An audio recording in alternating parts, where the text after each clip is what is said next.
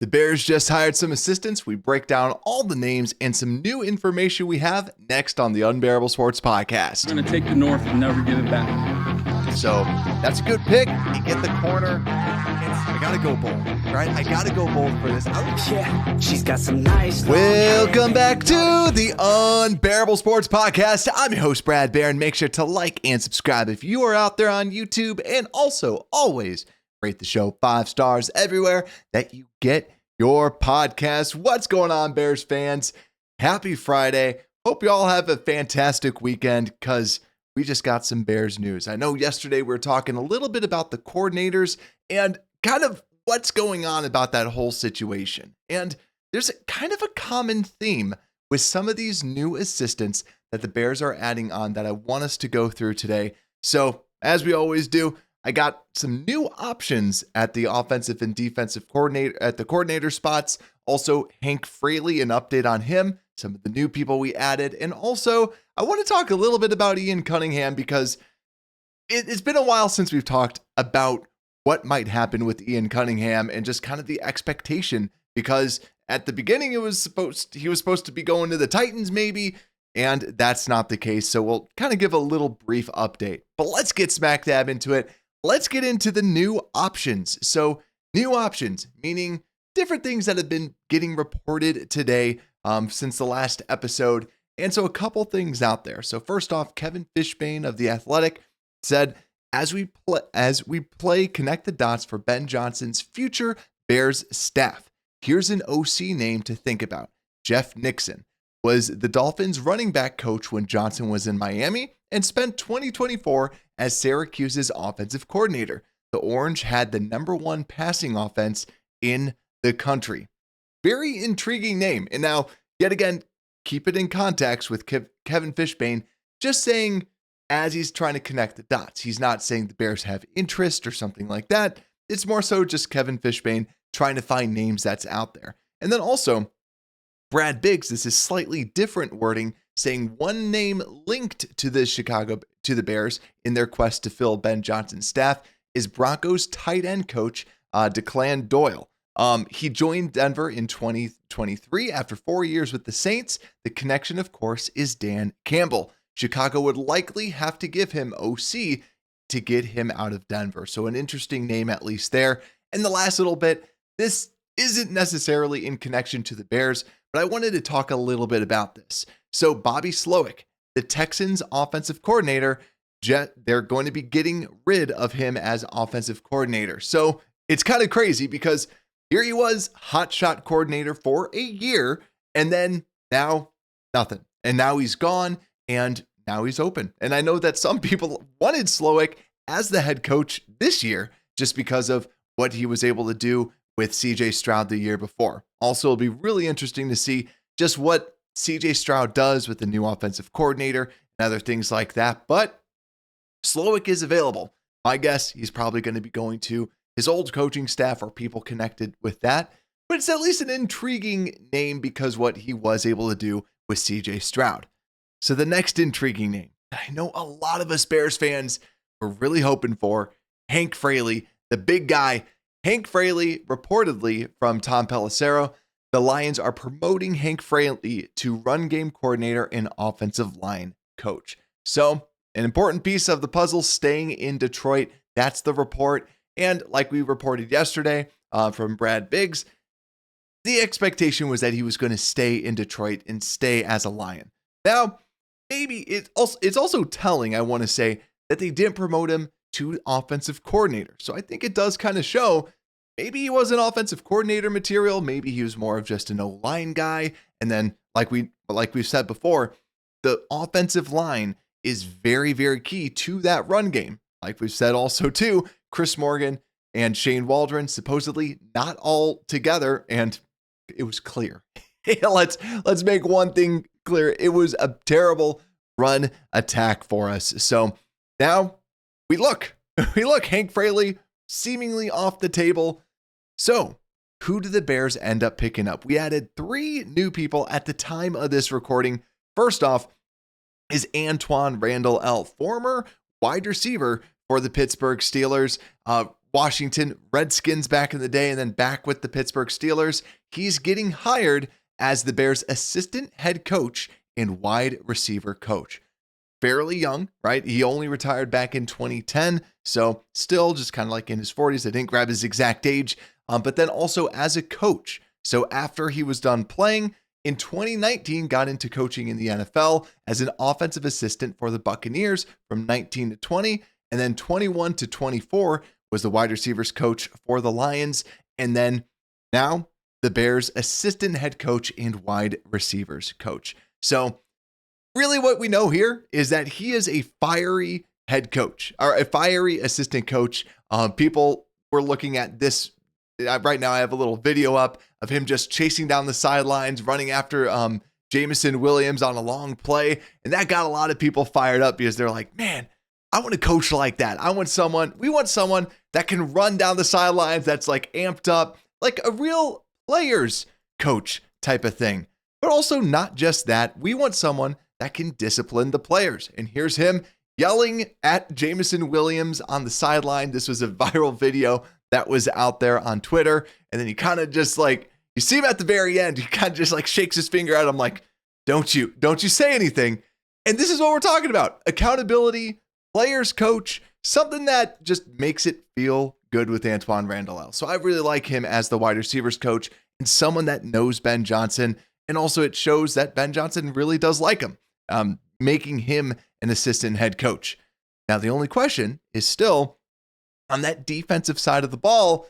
I'm still looking like, can we bring in a Dennis Allen? Like, is Dennis Allen still a thing that we can have on the defensive side? But we kind of see a type right now because next, JT Barrett is now going to be hired as the quarterbacks coach. So previously, the last 2 seasons was the assistant quarterbacks coach for the Detroit Lions. And then 1 year before that was in Detroit as an offensive assistant and also was on the Edmonton Elks at that time.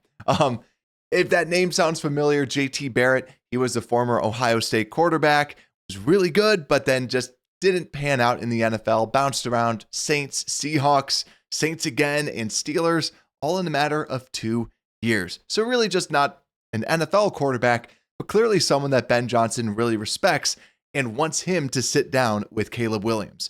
And I also really like the idea of getting a quarterbacks coach that you know. And yeah, you're probably not going to get Mark Brunell unless you promote him to offensive coordinator, who is the current coach at the current quarterbacks coach at the Detroit Lions. And also too, it sounds like he's actually not going to be coming here. I heard an interview with him talking and he's kind of like dismissed the idea of Mark Brunell coming over. But with JT Barrett, you know someone that you trust to then develop the most important position on the field. Also, JT Barrett, only 30 years old. So hopefully can connect with Caleb a lot more than Shane Waldron. So overall, not a bad hire, right? Like not a terrible hire, someone that he knows. Like I said, it makes sense. It makes sense on paper. It's not like we have this crazy track record of things that JT Barrett has done throughout his career. But this next hire, we have a little bit more on this guy, and that's Al Harris. That's right, the former Green Bay Packer, Al Harris, that was bothering us from quite some time. I just noticed too, I also grabbed the wrong stats for him as well, but that's not as big of a deal. But really, Al Harris has been a defensive backs coach for quite some time, most recently with the Dallas Cowboys. And quite frankly, Al Harris has right when this happened, my brother was out there on Reddit looking at all the Cowboys fans. They were mad. He's like, this, when fans are mad that you stole a coach, that means that you made the good decision. And with this too, David Hellman reported, he said, I don't think you can give all the credit to Al Harris. Scouts and the players themselves deserve credit too, but I doubt it's a coincidence the Cowboys produced multiple all-pro cornerbacks with a knack for interceptions while he was coaching them. And you could tell his guys love him. And that's the big thing. Having somebody in the room, I think about like a Tyreek Stevenson. He's going to listen to Al Harris. Al Harris has done this for quite some time at the cornerback position. And also even his coaching also kind of speaks for himself. He's been around there as well For those out there on YouTube, I'll try and find his coaching resume. Here we go. Just pulled it up right now. So a little bit about him. Dolphins coaching intern in 2012 because he stopped playing in 2011. And then Kansas City Chiefs was a assistant secondary and defensive assistant in 2023, assistant secondary coach, then promoted to assistant secondary coach for 2 years, promoted to secondary cornerbacks coach at Kansas City for about 2 years. Then FAU defensive assistant, goes over to Dallas, was the defensive backs coach from 2020 to 2023. And then in 2024 was the assistant head coach and defensive backs coach. And now Al Harris, our defensive backs coach and defensive pass game coordinator. So I like the hire. Like right now on paper, I'm curious the connection that he has with them. Like probably going to dive a little bit deeper into that to see kind of how do they know each other from this relationship. But looks good. It does look good on paper, especially just seeing people say just how much he's respected out there.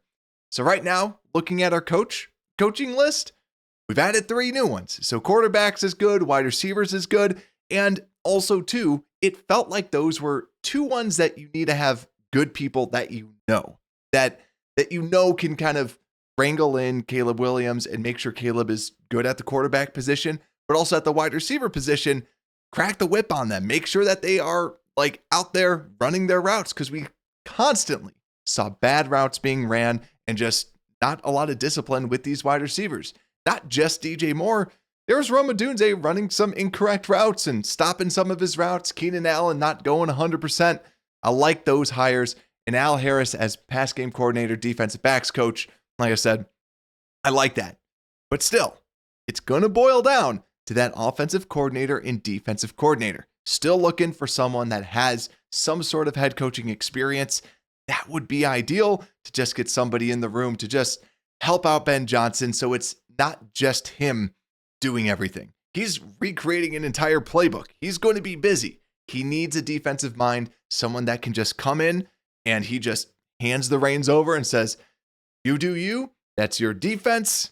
I got to make this offense hum because that's what wins games.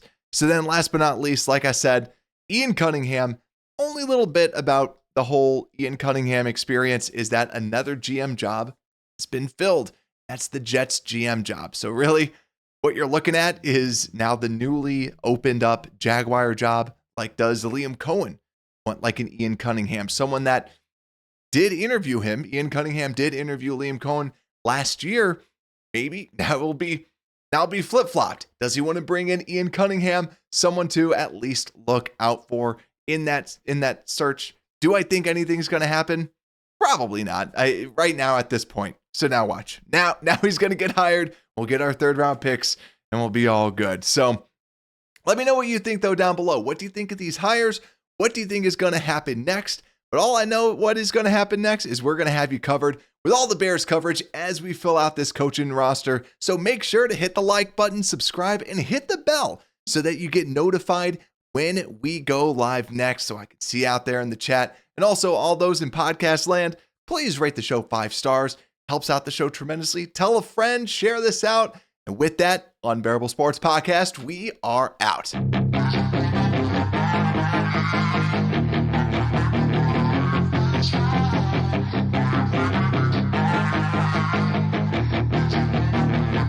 Yeah, she's got some nice long hair and you know that she's a